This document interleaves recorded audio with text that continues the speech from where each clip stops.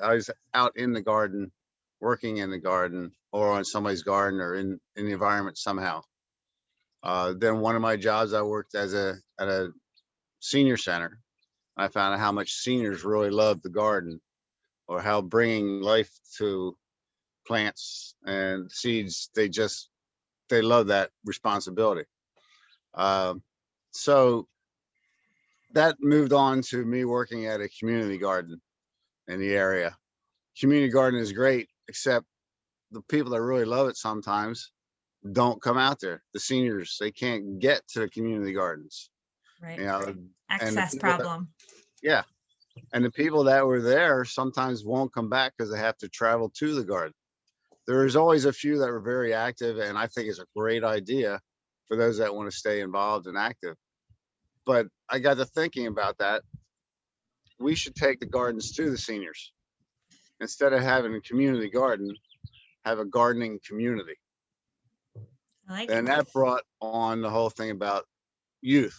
My son was a scout, I was a scout, and all the my wife is a teacher, talking about youth, how the kids sometimes don't get life experiences, or don't have life experiences explained to them. So by bringing seniors together with youth, just the garden is a conversation starter. That's basically it. And we can teach the kids how to be sustainable. They can take care of the gardens by the seniors sit in their chairs and tell them what to do and tell them about life. It's a way of getting intergenerational around nature. Um, Take me from there. I Yeah, lost my no, that's train. a great start. That's a great start. I love the concept of that connection. So really using gardening as a catalyst and an activity to connect people, especially Yes. from different generations. It kind of And gives you then, it gives you a commonality, right? Something to talk about, something to start a conversation. correct, correct. And within that, you're building responsibility, taking care of a plant.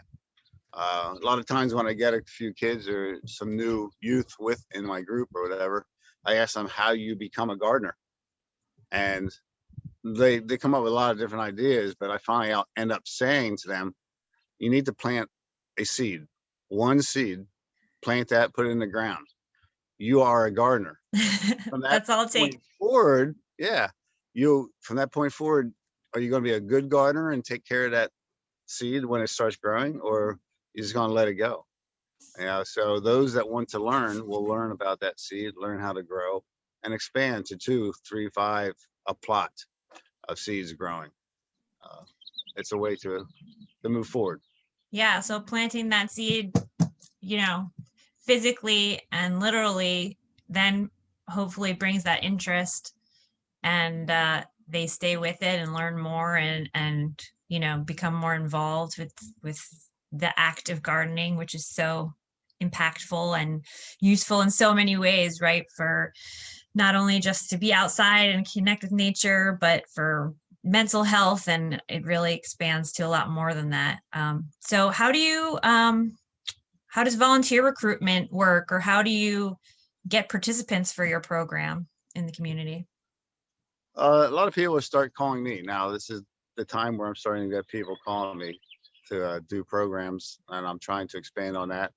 But for me, it's no problem to reach out and talk to people. So I've contacted scout troops, youth groups at church. Yeah, I'm trying to. Well, when I'm out and talking, I just stop and talk to people, and find out who has an interest and who doesn't. It's really simple to me.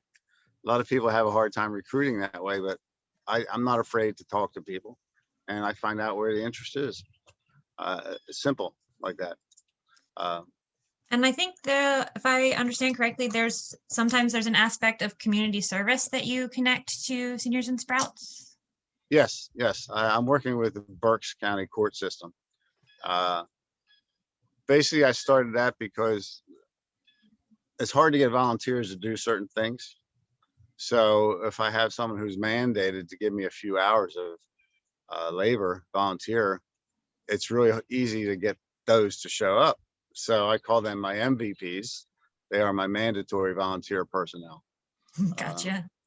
and by doing that, I can get some of those involved as well. It's just like with the ones who want to plant a seed. you get 2, 3 out of 10 that really catch the idea. And that's all we can hope for. You know, some people don't have an interest in this, which is fine. The ones that do, you know, they can share their experience with other people. But the community service groups, the youth groups have been really great. We've done some nice stuff around town, some planting some trees in Boyertown. I also had them, we took all the weeds out of the sidewalks. And we talk. It's a way of getting out and talk. I planned some hikes this summer where we can go and hike a trail, pick up trash. That's what the objective is, to pick up trash. There won't be that much, but there'll be a lot of conversation and a lot of learning about nature and the environment in the meantime. But they give community service hours and they learn, and hopefully they grow from there. Absolutely. One That's of the great. programs I'm going to start, I would like to finish there. I talked with a theater in Boyertown, the State Theater, and we are actually going to start showing documentaries. And the scouts want to come, youth groups want to come, and the community service people, they all have to come, because a lot of times you can't get youth to watch any of these documentaries about the environment. It's boring. But again, if I can save 2 or 3 out of 10 that really take an interest in this, we can turn around certain areas, do things. That's great. So there's a big, you're kind of expanding the education into other areas to kind of grow, you know, build a foundation, and hopefully that'll spark interest. And then the kids will be more interested to actually get out there and do the work a little bit. Yes, absolutely. Yeah. The gardening is the main thing to get started, but there's other stuff I have done, crafts and stuff, environmental crafts, to try to get people more interested. Like you can see behind me, that's an old DVD. I don't know if you can see that well. Yeah, I can see it. It's an old DVD. I glued 2 of them back to back. If you hang it in your garden, it'll help keep the birds out of the garden. But you cannot recycle these. They just told me to throw them in the trash. So might as well hang them for a while and then get rid of them. We could utilize them and reuse them for something. I had the scout troops help me with, hold on. Oh, is that your B&B? Yes. This is called a B&B motel. They're you great. See the tubes, Yeah. and the pine cones in the middle. The tubes will house beneficial bees. It'll be pollinator bees. They'll make nests in that.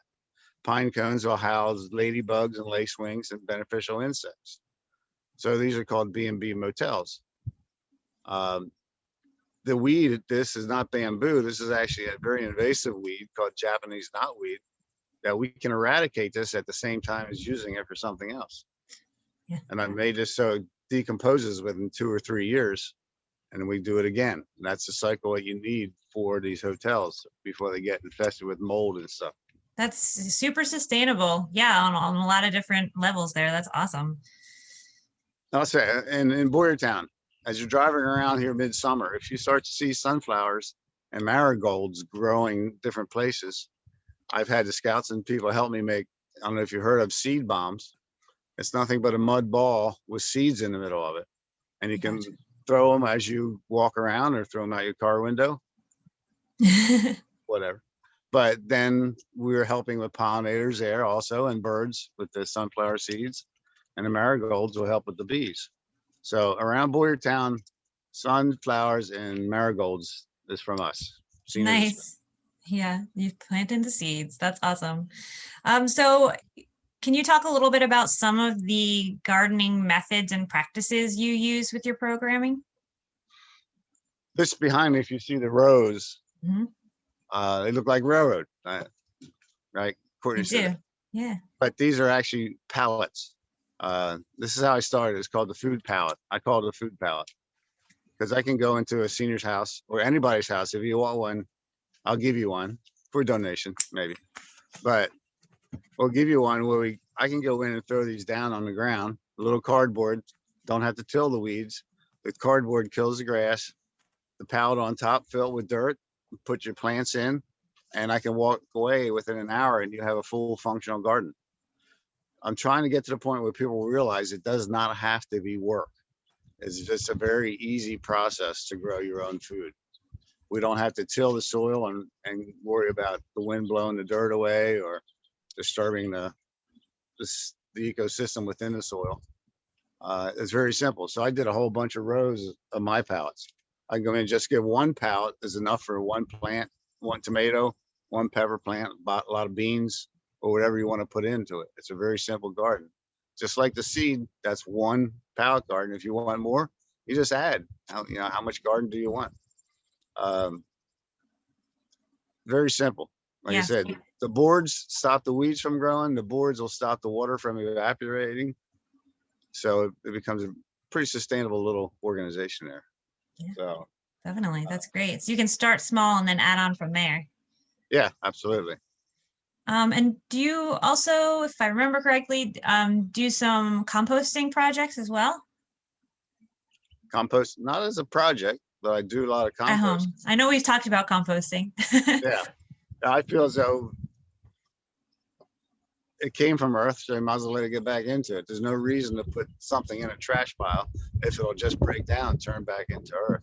So I have several compost piles around. I don't think you can see any from the camera angle I have, but again, I just use 4 pallets and I make a square out of 4 pallets. I just start dumping leaves and grass and onions and whatever out of the house. Just start making a compost. Everything except meat and fats you can put into your compost. Very simple method there too. That's Um, great. and then that compost you can use as top dressing on top of your garden because it's very good. Excuse me one second. Mhm. All right, I'm back. All right, great.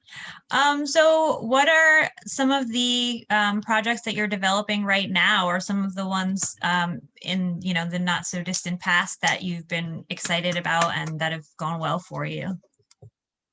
I don't know. It all runs together. Take it as it goes. There's one house in Boyertown that it was a rental, and somebody called me come to see if I could clean up the front yard. It was overgrown, so I took my community service people there, and we cleaned it out down to the soil. And now we're going to be putting a garden in the front yard. Boyertown Borough says, hey, you can plant whatever you want as long as it doesn't go on the sidewalk. So we're actually going to put corn and tomatoes and peppers right in the front yard.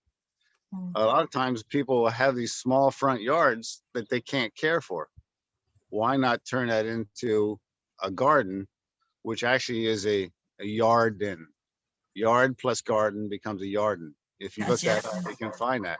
Wow. And so it's much easier to take care of. You have mulch, you don't have weeds, and you're growing stuff you can eat. Very simple. So we're turning that yard into a nice garden. Um, That's Another great. one was in Pottstown at the corner of High and Hanover. I have a display garden there at the bank.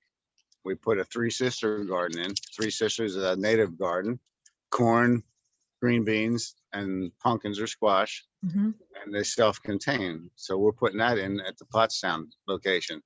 Plus, I put a couple pallet gardens in there for display too. I'm doing composting there on site with all the leaves and everything. That's working well. So That's that's good. great. So really, you've gotten to the point where you've had so much success and people kind of know who you are and what you do, where people are just calling you and you almost do kind of individualized projects depending on what people are looking for. Yeah, I can adapt. Just like Mother Nature, I can adapt. She's in charge. I like to call her Pachamama because that's a very native name for Mother Earth. But she'll adapt to anything. I love the pictures I see on Facebook about how a town that was deserted now is back to Earth. She's taken over again. She'll adapt to anything. So I can adapt. The Seniors and Sprouts is just the beginning. There's so much more we can do with youth and seniors and nature. So gardens, like I said, is just a stepping stone to expand past that point. I would like to have more people call me, of course. We can talk about it. Yeah, absolutely.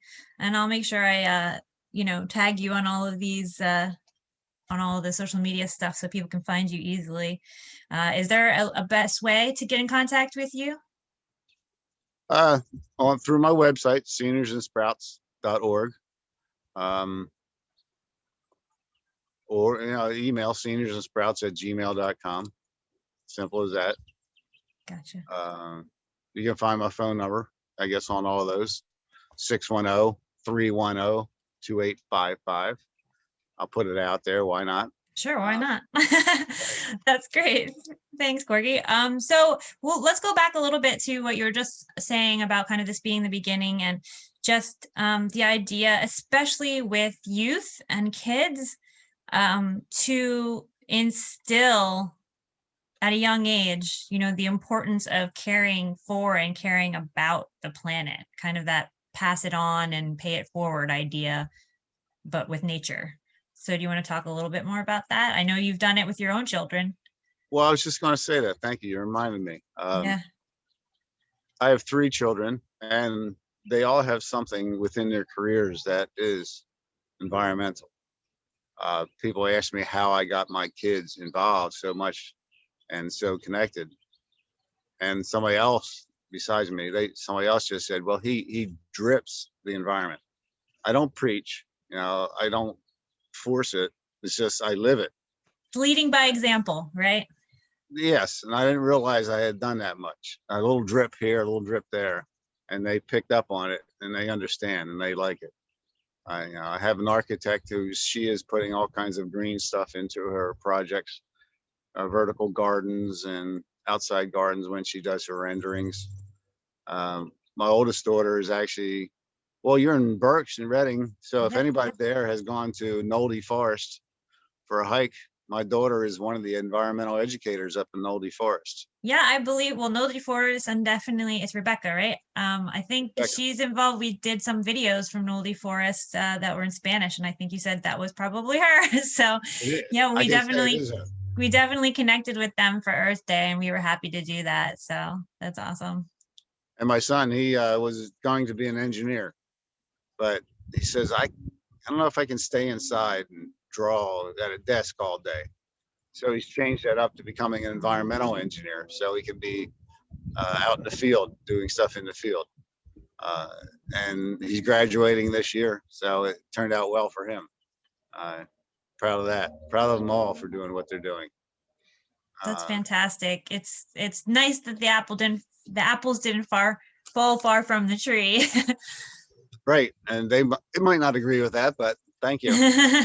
Well, at least in the respect of caring about the planet. Yes. Another thing about caring about the planet, I'm going off topic here a little bit. That's okay. My kids, whatever. My yard is awful green. You can see it's nice and green. But if you go and look at it, there is clover growing in the grass. White clover, Dutch clover. I planted that on purpose. Back in the 50s, actually all grass seed had clover mixed in with it. But it wasn't until Monsanto came up with the idea, like, hey, we can sell broadleaf weed killer, and tell them it has to be a pristine yard. Well, clover's green too, and when it flowers in the spring, it helps the bees quite a bit.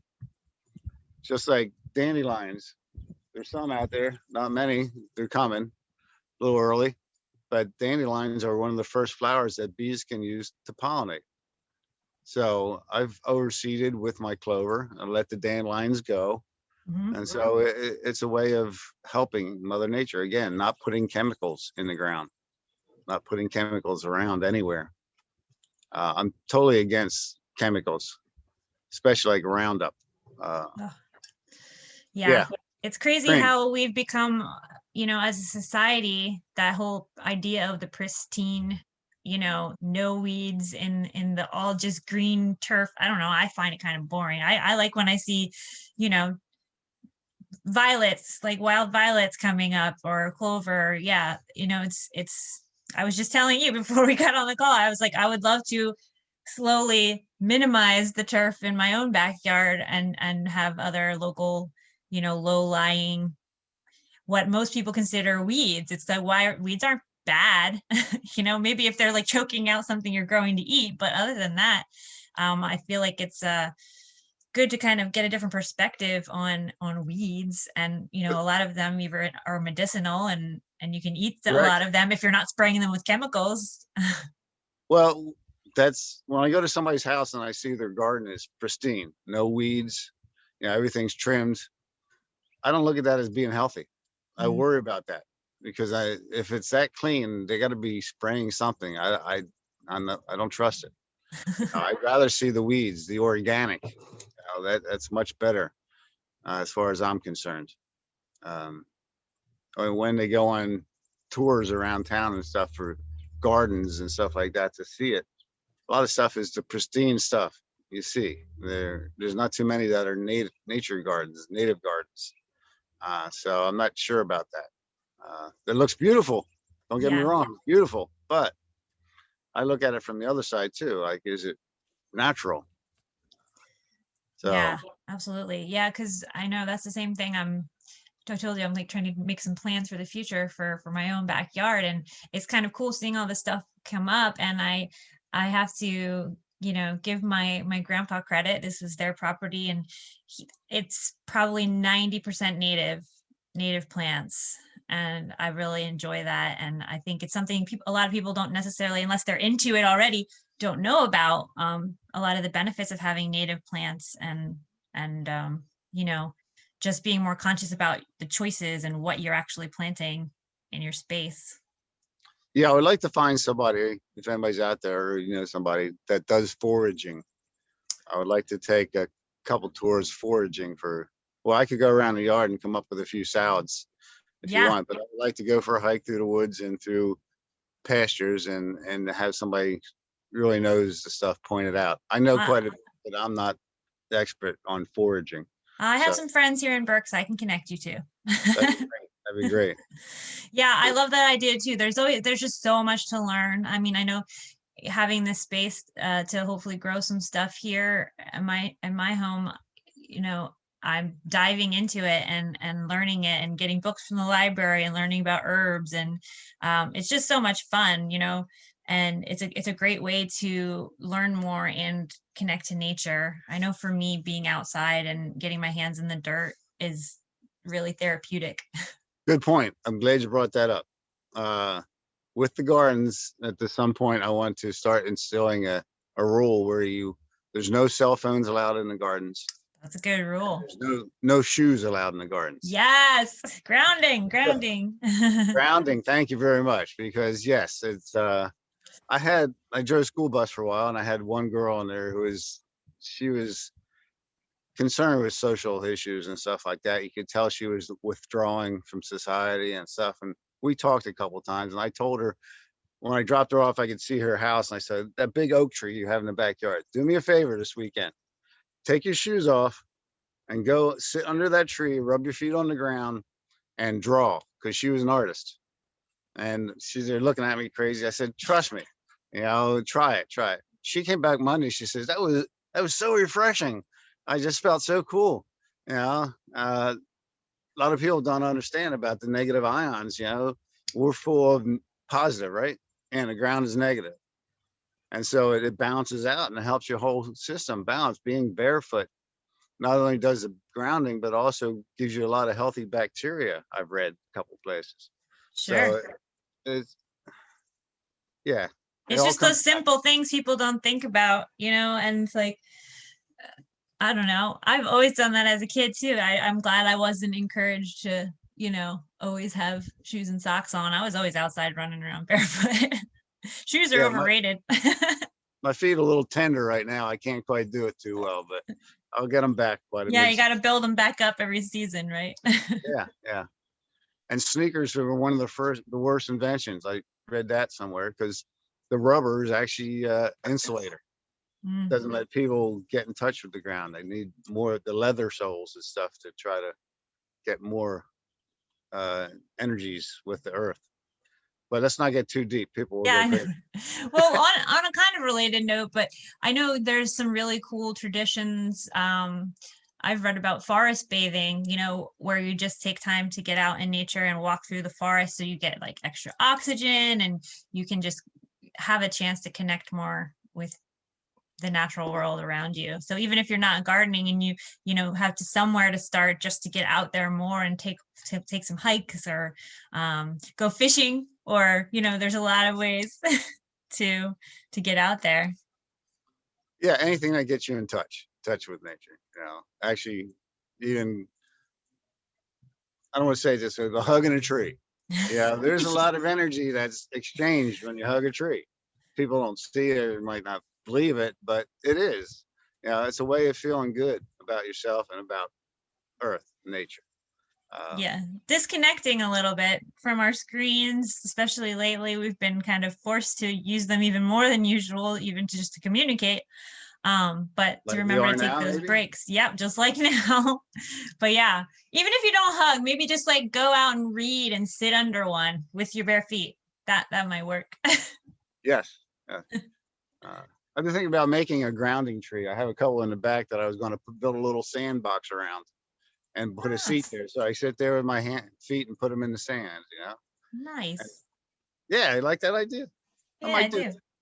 Yeah, Yeah, good idea. why not? Maybe that's the next thing I'll put out there. Grounding boxes. Grounding box around trees. Yeah, I like it. All I right, think cool. that has some legs. So what are some of your favorite things to plant? Do you have like a favorite thing to plant as far to eat or to just look at, or you have a favorite? Not really. I hate to say it. I go through it all the time in my mind. But pretty much there's a lot of times I'll plant stuff that people consider weeds. I Yep. like dandelion. I'll plant dandelion for the greens. Uh, Not portulaca, but what do they call it? I lose the name of this all the time. Purslane. Do you know what purslane is? Yes, I love purslane. It comes up sometimes. When I help at Oak Nut Farm in Bethel, they actually cultivated it last season. But it sometimes will come up in the high house, and I'm like, ooh, I'll grab that and eat it. It's really delicious. It's kind of like a cross between. It's like a lemony kind of spinach taste. It's like a succulent, so they're Yeah. kind of like crunchy-ish. Do you But like pickles? I do. Well, try making some pickles out of purslane. Ooh, It's so good. yeah, that sounds good. Just throw it in with some vinegar and salt or whatever you use, and it's really good because it has that succulent, that crunch, so that stays there, and then you end up getting the vinegar or the salt, whatever you use. It's actually, I believe, if I'm not, I don't want to misspeak, but I'm pretty sure it actually has the most omega-3s of any plant. So like people talk about their salmon and stuff, but you can get it through purslane. So Yes, pretty cool. people say, but just a weed. I said they sell it in the green in Europe. They sell it in the green stands, in the grocery store. They sell it. So there's so much we've ignored here. There's so many. I walk around the yard, the broadleaf plantain. It's so good for you. You can eat that. Really And also, cleansing. yeah. So there's so much out there. And that's why I want to do more of a foraging, adapt that here too. We can take a Yeah, senior forager with a bunch of kids, take them out. I love it. I love it. Yeah, I think we really kind of need to consciously rewild ourselves, like just remind ourselves that there's all this wild things around us that are really good for us, to rethink the way, I guess we one of the things I would like to plant is stuff that grows fast so that the youth who plant it, can can sample it see it. really fast. Greens are always good, but that's a hard one for them. Yeah. Yellow beans, I love yellow beans because you can see them and they grow once they come in the flowers and stuff. It's really good. Don't you find that the kids, if they're growing it themselves, they're much more likely to try it? Absolutely. They want to take responsibility and learn about it. So once they get hooked, that's it. That's all you need to do. I try to show them also how to things we throw away. We get some celery at the store. If you cut the bottom off, stick it in the ground, a lot of times it'll just grow. You know, onion tops, you can regrow them. It's simple, but it's just education.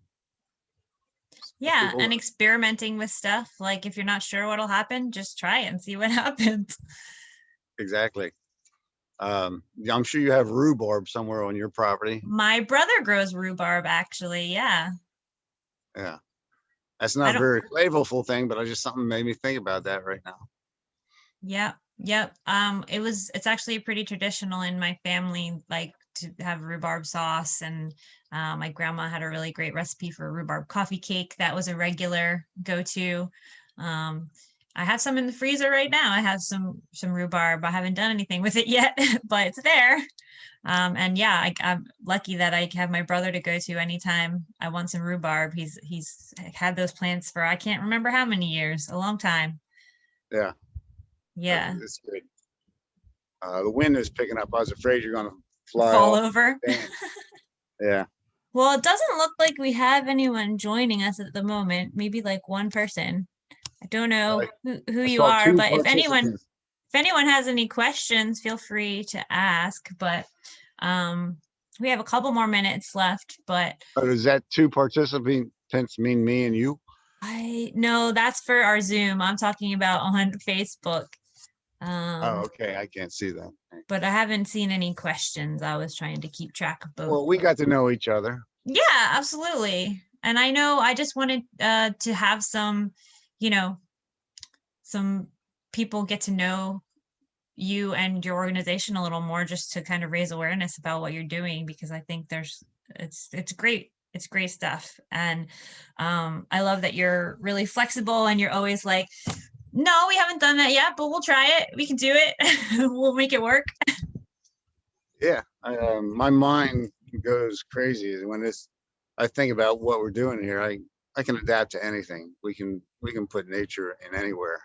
I feel to get What people involved.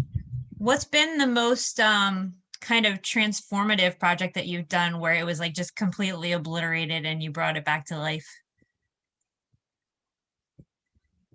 I'm not sure. I'm not sure what you mean by that either.